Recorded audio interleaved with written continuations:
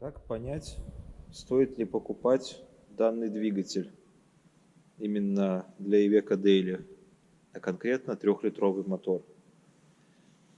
В принципе, косвенные признаки вы только можете понять по косвенным признакам, в чем заключается это все. Крышка цепи должна быть на прокладке, оригинальная прокладка с красным герметом. Здесь вот явно видно, что уже никаких прокладок оригинальных нет. Здесь намазали герметиком, колхоз, в общем. Дальше, опять же, вот эта крышка распредвальной цепи должна быть тоже без герметика. Термостат, он тоже, все на гермете. Ну, уже исходя вот из того, что тут видим, уже можно отказаться от покупки такого мотора.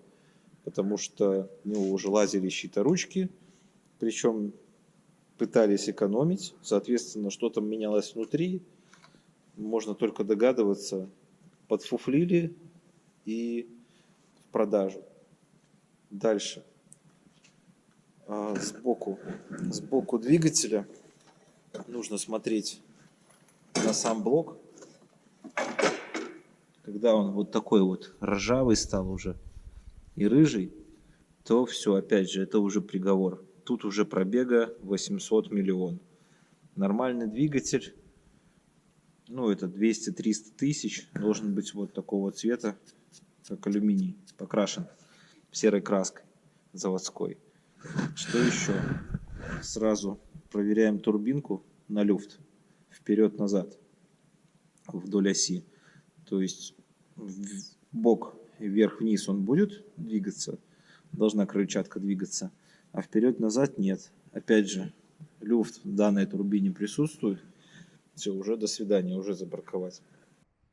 Дальше смотрим на хомуты. Заводские хомуты, они одноразовые. Они зажаты. Тут, наверное, нету заводского хомута даже уже. Они отсутствуют. Вот так вот выглядят заводские хомуты. Они одноразовые. Вот, ты его просто уже второй раз не поставишь. Это один из вариантов. Второй вариант.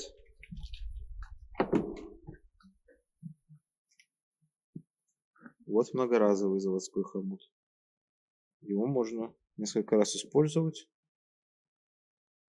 От этой информации можно. На чистоту двигателя вообще не стоит обращать внимание, потому что авторазборщики с удовольствием их отмывают.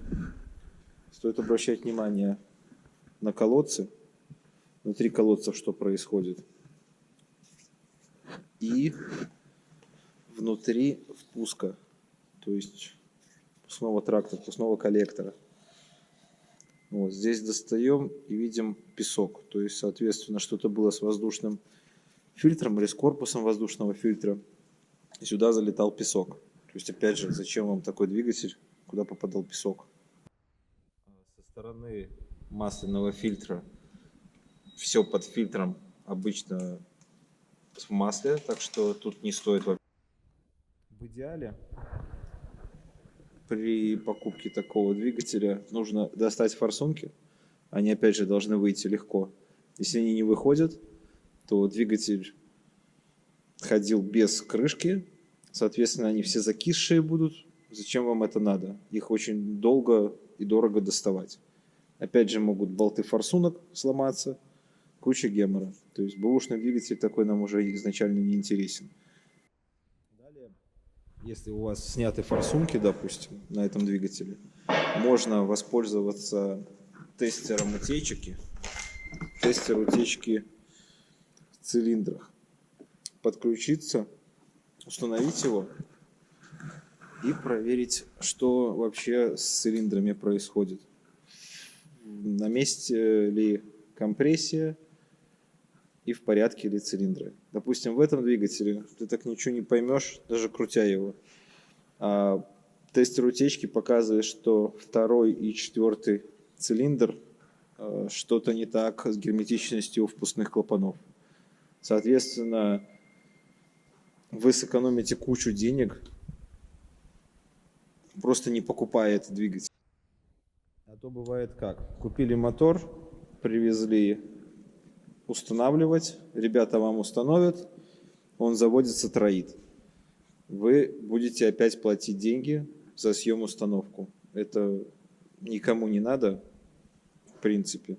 Соответственно, если разборщик вам запрещает мерить утечку в цилиндрах, то вам априори не нужен такой двигатель. Обращайте внимание на сам поддон. При перевозке их гнут, а здесь находится заборник. И, соответственно, в принципе, двигатель был еще целый, а после того, как его перевезли, забит будет заборник. При первом запуске у вас провернет вкладыши коленвала. Ну и все, и до свидания. И гарантию вряд ли вам кто-то... По гарантии вряд ли вам кто-то двигатель этот заберет назад. Потому что просто было масляное голодание. Он начнет рассказывать про то, что там масло не было залито. И всякую эту ересь, которую любят разборщики рассказывать. Еще момент. Опять же, если разрешат вам на разборке, здесь заглушка стоит. И вот здесь две заглушки. Вы можете посмотреть цепь. То есть метки коленвала и распредвала. Сходятся, не сходятся. Если не сходятся, соответственно, опять же, нафиг такой двигатель.